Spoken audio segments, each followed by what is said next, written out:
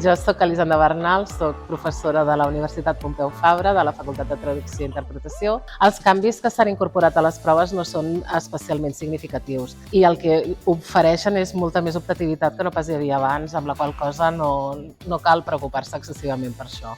Jo entenc molt que ells estiguin nerviosos. Jo també estava molt nerviosa quan havia de fer les meves PAU. Per tant, és important intentar estar tan tranquils com sigui possible. Les proves hi ha temps per fer-les totes, està tot molt previst. Què es pot dur i què no?